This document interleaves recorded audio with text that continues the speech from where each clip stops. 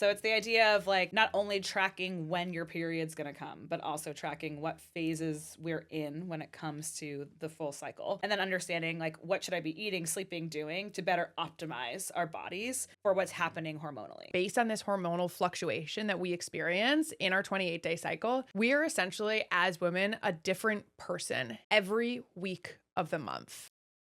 Hello, and welcome to the very first episode of inPhase, the Cycle Syncing podcast. I'm Robin. And I'm Lauren. And inPhase is a podcast, a space, and a community for all women who are embracing all phases of their bodies, their cycles, and their lives. For those of you who don't know what cycle syncing is, we oftentimes, when we're talking about it, get the reaction that it is, oh, when many women are together and they line up and when they're together a lot, they have the same menstrual cycle. Close, actually not close at all. Simply wrong. No. Actually, that's okay. Cycle syncing is an opportunity for women at a very broad level to take advantage of biohacking their bodies and optimize in a way that we never knew possible, or many people did, but we are now just learning about it and we want to take advantage of it. Yeah. I learned about cycle syncing like 3 years ago. Yeah. And I remember first reading about it and being pissed Yep. that no one had told me any of this information before.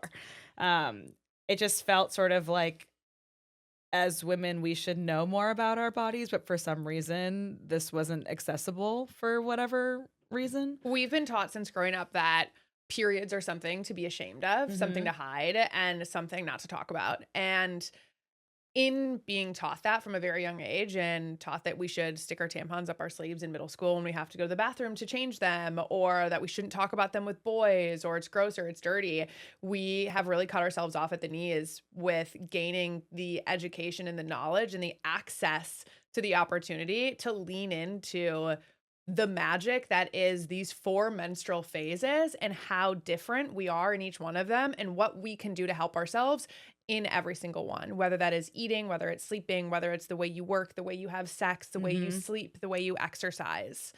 By definition, for those of you who don't know, because many people don't, which is why we wanted to start this podcast as a space for education and conversation around it, we are not experts. We are learners. Yeah, we are very curious. And our instinct is that if we're curious, we assume that other people are too. And so we just want to create a space that we can bring other people onto this journey that we're also on. Let's all get together. Let's giggle. Let's talk about it. Yeah. And let's take advantage of it rather than be afraid of it every single month. So cycle syncing, by definition, is the practice of tailoring your lifestyle to the 4 phases of the menstrual cycle. For those of you who don't know, that's menstruation, follicular, ovulatory, and luteal. It involves adjusting daily habits like diet, exercise, and sleep at a very high level, but there's so many more, to align with the different phases of the menstrual cycle. Exactly. So it's the idea of like not only tracking when your period's going to come, but also tracking what phases we're in when it comes to the full cycle. And then understanding like what should I be eating, sleeping, doing to better optimize our bodies for what's happening hormonally. 100%. And one thing to keep in mind that I think was like a light bulb moment for me when I first started learning about this is that we are, based on this hormonal fluctuation that we experience in our 28-day cycle, we are essentially, as women, a different person every week of the month. You are a different person emotionally and physically when you're menstruating. You're a different person emotionally, physically, sexually when you're ovulating, in your follicular phase as well, and in your luteal phase. Luteal phase is basically what most people equate to PMS, even though it's so much deeper than that.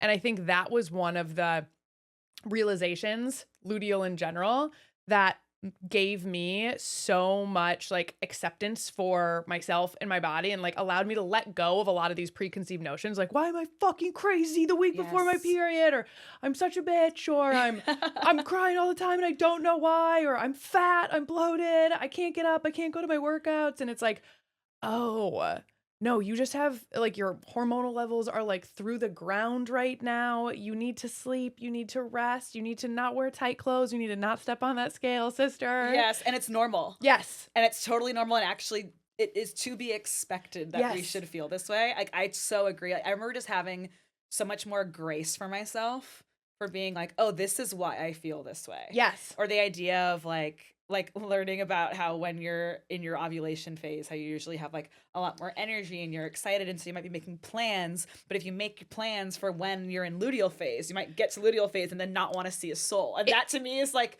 the story of my life. 100%. Like, this is a space for women to realize, like, oh, why you woke up on a certain Wednesday and wanted to make happy hour plans with everyone you haven't seen in 16 years. And then 2 weeks later, when those plans come around, you want to kill yourself. Yes. Because you made them when you were ovulating and you have to exercise them when you're in luteal phase. Bad move. Yeah. I mean, there's also like studies around how you should be scheduling your meetings, like whether you should be ideating during ovulation or you should be planning and like focusing on like logistics and details during your luteal phase. Yes. Like, we're different. And the work schedule in America, capitalism, the patriarchy, has been built around the circadian rhythm and hormonal cycle of a man, which resets every 24 hours. Yep. It's the same all day, every day, in and out. Women are different. Yep. And when you and I started talking about this and embracing the fact and acknowledging the fact that we are different and getting to dive into all of the education and all of the resources around those differences, it's like the world cracked open. 100%. It felt like we were like giving the keys to be able to live a more efficient and just like more thoughtful life. And more badass, hotter, healthier, happier. Yeah. Like, I'm so much nicer to myself now that I'm cycle syncing. I give myself so much more grace. And I'm just kinder to my body. And I'm more appreciative of it too. Agree. Totally agree. I think it's like, I feel like I remember when we were both sitting down talking about cycle syncing. We were both like geeking out because we didn't know that each other were like really into it. Yes. And I think the words we kept saying were like, we are superheroes. We Our are bodies are unbelievable. Isn't this and we're like, why did no one tell us about this? Yeah. How come no one is talking about this? How come the internet is not up in arms about the fact that this exists for us? Right. Which, like, we know why. Right. The man want to keep us down. Yes. But truly, it's such a gift and it's such a privilege to be able to have access to the information. And I think when you and I were talking about it, we were like, how do we spread the good gospel? Yes. How do we open up the conversation around this and like broaden the reach of it? Because once you and I sat down and talked about it, it's like our kink at that time. It was like our passion project. It was our hobby was cycle syncing. And it still is, and which is why we want to do this. But I would talk to other women about it, all our friends, or whether it's like sisters, aunts, and whatnot. I would say like maybe 10 to 15% of the people that I spoke to about it knew what it was. Totally. It's becoming more mainstream now. Like there's so many apps for it. Aloe Yoga is doing like workouts sponsored by your phases. Yes. It's becoming more of a mainstream conversation, but like we want to push that conversation further and faster and bring people along with it. Exactly. And I think to that point too, it's like we're just endlessly curious about it. Yes. And we're not experts, but we want to learn more. And so we're like, as we're learning too and asking the questions, like, let's just bring other people along with us. And so like, that's the whole goal of this space is that like, we'll talk about it, we'll ask questions, like, and then we could all sort of like figure this out together. Exactly. So we're very excited to be here. We're very excited to be kicking this off. inPhase is something that Lauren and I have been working on for the last year and a half and are so stoked to bring it to life and birth it out into this world. So obviously everyone here is new to inPhase, as this is our first inaugural episode. Quite possibly new to cycle syncing as well. So welcome. We're excited to have you. And new to us, obviously. So quick intros and give you guys a little bit of background about who you're talking to or who you're listening to. Better spoken. But my name is Robin. I am 34 years old. I am originally from Wisconsin and I now live in Los Angeles, California. And I just have a giant affinity and passion for being a woman. Yeah. And this all falls into that. And I think there's this like innate curiosity also about just like wellness in general, obviously. Being in LA, obviously we're falling into that like woo-woo trap a little bit. Rest assured, this is not a pipeline to a Maha podcast. You are safe here. But you never know. No, don't even. LA is a crazy place. Stu's gonna be like, all right, so you should be cycle syncing and don't you dare touch a vaccine, okay? You know what really fucks up your period? Pfizer. No, Oh my but God. Lauren and I have been friends for a long time and sat down truly just like over a glass of wine and like we're catching up after not seeing each other for a while and realized that we were both obsessed with this. Yeah, it's pretty wild. Full time during the day, I am a marketing executive in entertainment marketing in Hollywood. Love my life here, and I have a great friend in Lauren who I'll let her give a little bit of background about herself as well. Yeah, so I'm Lauren. I'm from the Boston. Well, I was born in New York, raised outside of Boston. You were born in New York? Yeah, I was born in Brooklyn. I didn't know that. Yeah, I sometimes have a hard time like feeling like I'm allowed to claim it because we moved when I was so young. No. Recently I've been trying to claim it more. Are you? I would have that on a shirt if I was born in Brooklyn. I know, it's really cool. You know how much cooler that is than I'm from Wisconsin? I would love to say I was from Brooklyn. I think, well, Wisconsin's still cool, but yeah, I was born in Brooklyn. Depending on who you talk to. Fair. I love Wisconsin. So shout out to everyone from Madison. We moved south of Boston when I was like 5. I mean, that's also very cool. The Town. Has anyone ever seen that? Best movie that's ever Town. been created. Yeah, we love our donkeys. I love our donkeys. So yeah, spent most of my time on the East Coast and then moved to LA, I guess 11 years ago now, which You've is got wild. me beat. So many people come to LA and they're like, I'm going to be here for a year and then I'm oh my gosh, fucking out of here, I'll never which I forget. completely get. I moved to LA and I'll never forget, I signed my first car lease, my first 3-year car lease. And I said, this is the only car lease I will ever sign in my entire life. Because I was like, because you didn't want to lease a car or because you wanted to get out of LA? Because I was like, there's no way I'll be in LA for more than 3 years. I thought you just had like anti-car lease. I was like, I get that. I guess if some people are more into ownership for sure. No, I was like, there's no way I will be in Los Angeles after 3 years. I felt the exact same way. I moved out here for a job, and on the interview, they said, "How do you feel about moving to LA?" And I said, "Not good." Yeah. Literally, that was my response. I said, Yes. "Not good." Yep. Can I do this job? At the time, I was trying to move to either New York or San Francisco. Yeah. Because I wanted to be a Brooklyn girl. That's I so wanted funny. to be you at birth. Well, and I wanted to move back to New York at some point because I never lived there as an adult. Yep. Or I also loved San Francisco. That was like another city that I was looking at. Same. I know, right? Well, because also San Francisco, this is a total sidebar, but to me, San Francisco is like a European East Coast city. Really? Oh, to me, 100%. It reminds me of an East Coast city in regards to like density and neighborhoods. I guess that's true. But And also, also it's like giving aesthetically- a little bit of Copenhagen. Yes, it aesthetically has like a sort of like European vibe to Okay. me. But like when I first went to San Francisco, it felt so familiar being an East Coaster. Okay. Whereas like LA, when I first got to LA, I was like, this place is garbage. So I had never been here before I moved here. Whoa. Quite literally. And I hopped off that plane at LAX with a song in my cardigan. What is the lyrics? My jeans. My jeans in my cardigan. I hopped off the plane with a cardigan and LAX, the dream. the dream. With my jeans. I With also my jeans and a cardigan. That's I like an also- Old Navy commercial. Oh my God. I also had my jeans and a cardigan, and a lot of excess baggage fees because I was straight up moving here, like sight unseen. And if anyone has ever been to LAX, it is Terrible. a hellhole. I was Terrible. walking out of the terminal to go to baggage claim. There's wires coming out of the ceiling. They're sparking. It looks like I'm walking into the apocalypse. I truly was like, what have I done? I almost started crying on the spot. Ugh. And I thought I was like, I'm going to come out here for 2 years. I had never had an interest in like the LA lifestyle. I thought it was very like materialistic and a lot of people like trying to get Instagram famous type stuff. It's like, I'm going to do this for 2 years and I'm going to go back to Minnesota where I was living at the time. Also a great city. State. I want to kill myself for saying that. Minneapolis, Minnesota. And I was going to go back to Minnesota and I was going to take the advertising world by storm back there. I was going to maybe be a director of Target. Ooh, Target. Yep. Mama. Headquartered there. And then within 2 weeks, I was like, oh shit.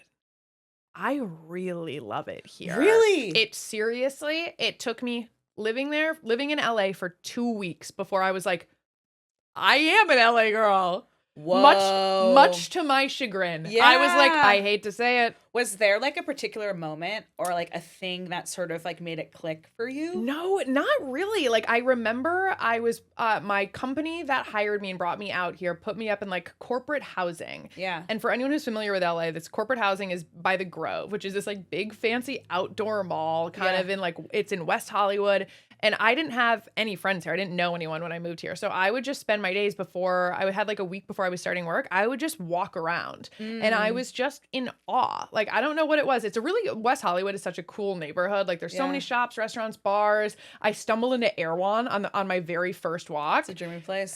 It is and it isn't. If you're a Midwest girl who's 25 and who has a budget, I walked in there. I was like, why is this salsa $14? Pace in Madison is $3. Yeah. But truly, like, it was an eye-opening experience. I don't know what it was. I just like really, really loved it off the jump, and I didn't expect to at all.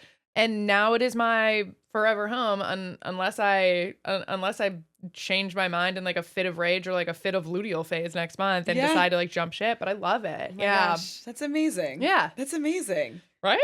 I feel like it takes most people a lot longer to love it. That's what I've heard from people. It's like, I don't know if it's LA specific. Drop your thoughts in the comments. Or if it's New York or big city or big change in general. But I've heard that like you need to give a place 2 years in order to feel community and feel the space. And I don't know what it was, but I also joined a company that was like young and very progressive, and like everyone was a transplant for the most part. So like there was an ingrained community that was very welcoming, and like people became friends, but like it was slow going. I had never been in a place in life, either as an adolescent or as an adult, where I was like, I have no friends. Yeah, I remember people at work would be like, what are you up to this weekend? I was like, I don't know anyone here. Yeah. Walking around, stumbling into Erewhon alone.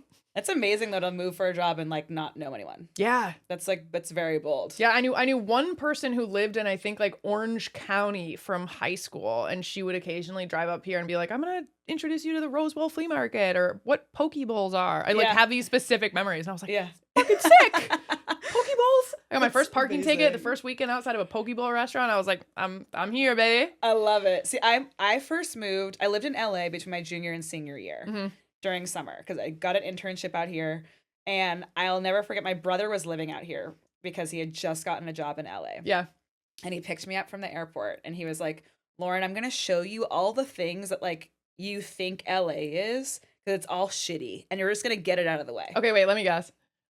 Hollywood, the Walk of Fame, Hollywood Boulevard. Ding, ding, ding. Don't ever do that. It's terrible. If you think that when you're coming to LA, you're like, I want to see the Walk of Stars. Let me tell you, no, you don't. No, you don't. You don't want to. It's so stinky. It's so sad. It's so dirty. And it's also occasionally so dangerous. It's absolute chaos. It's absolute chaos. Okay, wait, the next one, and I'm saying this because this is what my brother wanted to do when the first time he came to LA was it Venice Beach? I think we did Venice the next day. Okay, Muscle Beach at like Venice Beach is another big one that people want to go do. That one I can get on board with more than the Walk of the Stars. Yes. Okay, so what were the other ones? He went to the Walk of Fame. We went to Mel's Drive-In. Okay, I have never been to Mel's Drive-In, by the way. It's actually kind of a little bit of a vibe. Okay. TBH. And then we did something else in the middle of Hollywood. And is it the Hollywood sign? Maybe we drove past the Hollywood sign. That is, I'm not gonna lie, also pretty cool though. Yeah. The Hollywood sign stands up. Like that's cool. But I remember him saying, he was like, before we even get to where your apartment is, we're just gonna do that now. Let's check it off. Just so that like you did it. Yeah, you get to like sort of like see what the vibe of the city is. Okay. Which for me was really helpful. Yeah. Because I think also for me, like, it took me a really long time to like LA. Okay. And I still don't love LA. I know that. I know that to be true. I like want to, but I also think for me, it's honestly a little bit of like just the East Coast city mentality. Yeah. Where I think I went in expecting something so specific of LA and like expecting to be able to like walk around and hop on the subway and just like have the city experience that I always knew to be true in every other city, that when I got to LA, I had such a hard time separating expectations from what the reality of the situation was. I had to learn how to like let go of that. And it wasn't until then that I actually was able to appreciate the city. Is so different. So different than any city with like mass transit, subway. Like if you're trying to replicate an experience that you had in New York or Chicago or Boston or even San Francisco in LA, you're going to wind up disappointed. Yep. And I say that as someone who loves New York. I'm going to New York tomorrow at 4 a.m. Yeah. I don't know why. Why do we continue to book these flights? I'm leaving the house around 4 a.m. for a 6 a.m. flight. And every time I book these flights, I'm like, oh, I'll for sure save myself $200. I'm an early morning person anyway. It's not a big deal. No, huge deal. No. When you're setting your alarm for 3:30 the night before, I'm like, this is not worth the $200. The threes are like the threes should be forbidden. Like our phones should just like shut off. 100. Be like, I'm sorry. Alarm in the 3. Cannot make an alarm that early. Like, no, I won't. Yeah, we're gonna punish you. I won't. It's a really terrible situation. I don't know, like, why am I doing this? But I am going to New York, which I'm very excited about because it is my favorite city. It's the best. Favorite. I love living in LA, but I do wish that I had a New York moment in my 20s. Yeah. Like, I wanted to be like Carrie Bradshaw. Totally. Now, I don't get it twisted. On a rewatch of Sex and the City, you couldn't pay me to be Carrie. I think she's the worst character known to man. She's a terrible friend and a terrible human. She's so obsessed with herself. She is the worst friend She's ever. so obsessed with herself. Anyone who watches this back, I would like to do an entire episode around Sex in the City, and maybe we can equate each woman to a different a different hormonal cycle. This is a great idea. Yes, well, and do this. But if you watch it back now, you'll notice that anytime a friend of brings her a question or a problem about her life, she'll respond with something about hers. Charlotte will be like, "I haven't had sex on my honeymoon. I've been married for 7 months." She's like, "Well, Aiden didn't come over for pancakes this weekend." And it's like, fuck you. It's always about her. 100%. No, it's so true. It's so true. Yeah. But when I was younger, I wanted that life. I was like, I want to go be a single girl in New York City. I want to go out and date all the men and write all the little Vogue articles. And I wound up in LA doing a podcast about periods. And here we are. I keep trying to leave LA and somehow I'm still freaking here. So, well, when do you try to leave LA? Every month. Also, I try to leave every month 2 days before my period. So if you ever, that's true. We'll talk about this, and we'll talk about this later and in other episodes as well. Yeah. But if you ever feel the innate need to just get up and burn your entire world to the ground, leave your husband, leave your life, and get the fuck out of Dodge, and it happens to fall on the 30th day of your cycle every month, we can talk about that. We can explain that. And it's normal. It's normal. And it it's happens okay. to a lot of us, actually. So you're not alone. You ever feel like your partner breathes wrong for about 2 days out of the month and you're ready to punch them in the face? Yep. Or go to jail for it? I don't care. Yep. My partner says one thing the wrong way or makes an egg where the yolk isn't runny enough, and I'm like, I can't handle it. No. Then the other 28 days I'm like, I love you so much. Yeah. But those one or 2 days when I'm deep in luteal, I want to die. 100%. I want to die and I want to take you with me. Yeah, there's always 2 days before my period where I'm like, I was never meant to have a partner. I love this man to death, but I was meant to be single because if one person even comes close to me, they're gonna no longer be on this planet. Fully. Every single month. And meanwhile, you're sitting here saying, I was meant to be single as you're 9 months pregnant. Yeah, exactly. To the most wonderful person I've ever met in my life who I want to spend every single day with. But there's always one day a month where I'm like, I swear to God, you just entering the bathroom. It's always I'm straightening my hair and he'll walk into the bathroom to ask me a thoughtful question. Be like, Lauren, what can I make you for dinner? And I'm furious at the fact that he would even consider opening the bathroom door when I'm doing my hair. How dare you fucking exist? How dare you? What are you doing in my house? What are you doing in my fucking house? 100%. Who invited you here? No, last month, I looked around at my house and I looked at Harrison and I was like, could I afford this place on my own? He'd done nothing wrong. He probably didn't put an ice cube in the water that he so lovingly brought me. And all of a sudden, my wheels are turning. I'm like, what would it look like if I lived alone in this house?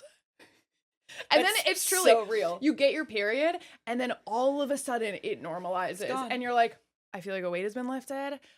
And then the next month, you're confused as to why you feel that way again. I'm sick of people being confused. Yes. I'm sick of women being confused. I'm sick of women being like, why did I have so many cravings? And then, all of a sudden I get it. Yes.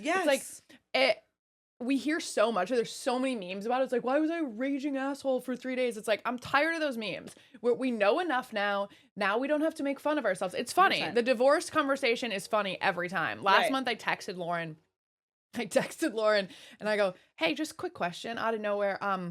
But do you ever want a divorce when you're in your luteal phase?" And I'm holding my phone. I'm like, "Please let her say yes. Please let her say yes. Please let her say yes." Because if she says no, I'm like, "I really need to rethink this." And she's Yeah, like, yeah. "Every time." I was like, "Okay." So Once a month, baby. you're not alone.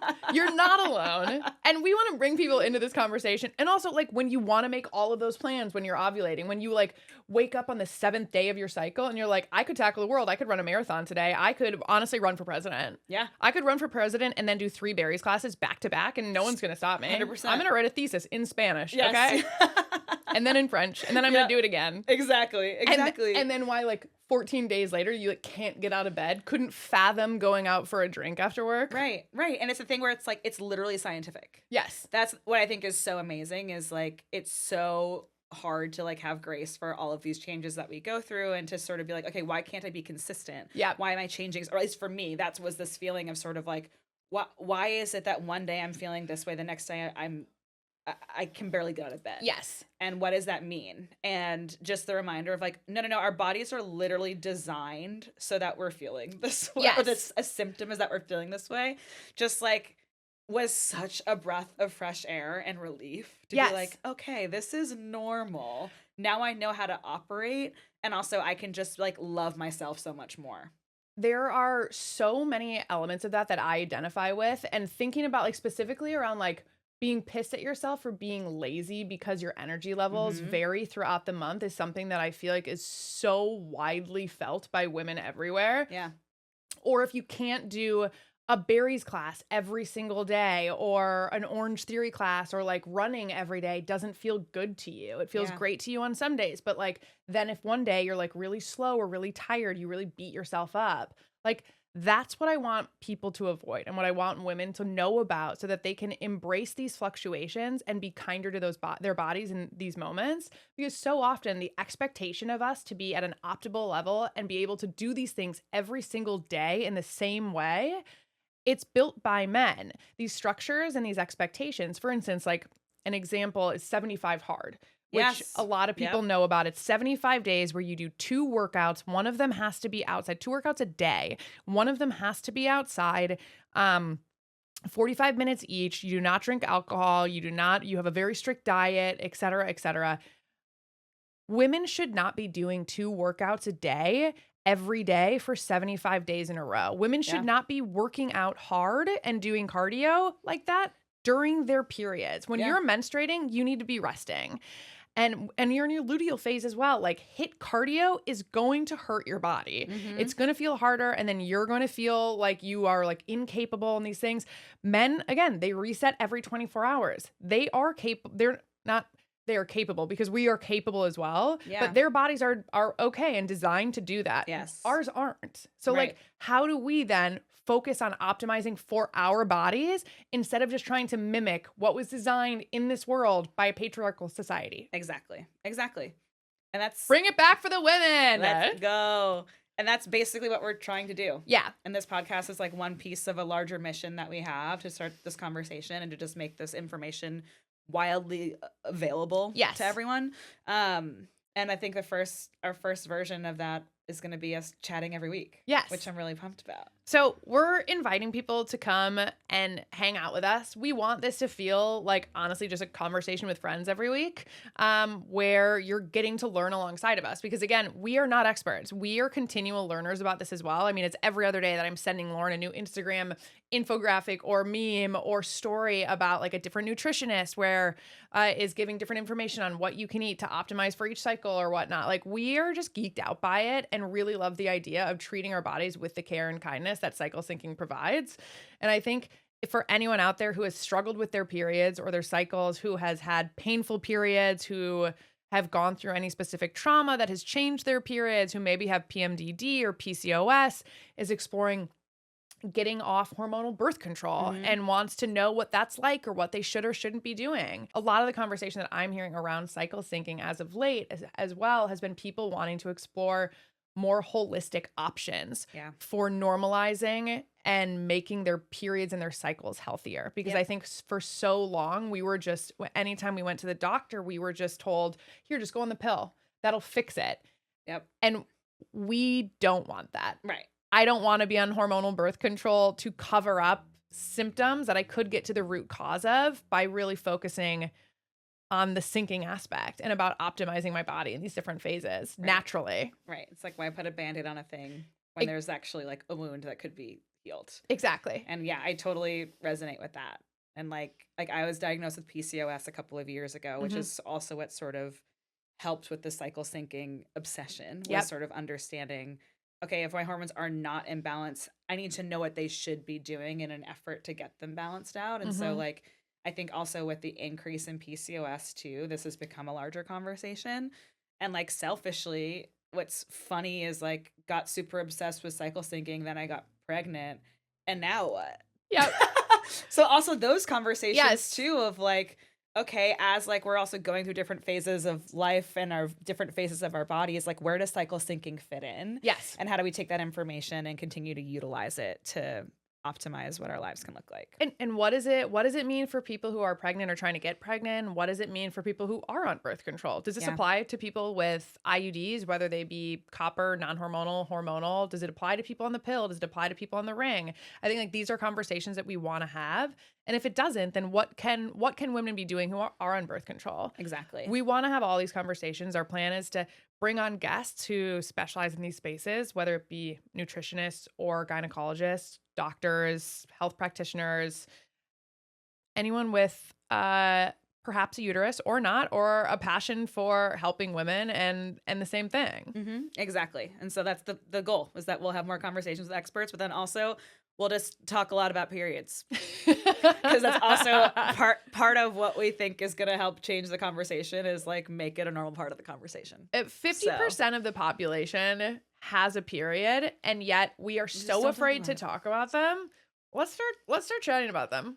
So excited to have you here. Excited that you tuned in for the first episode. Hopefully you will come back for the second, and the third, and the fourth, and the fifth, and the sixth, and the seventh, and so on and so on and so on. We're fucking stoked. Yeah, we're pumped. And so please like us on Instagram, subscribe to us across wherever you listen to your podcasts, and please subscribe on YouTube as well, because we'll be having the full video episodes there.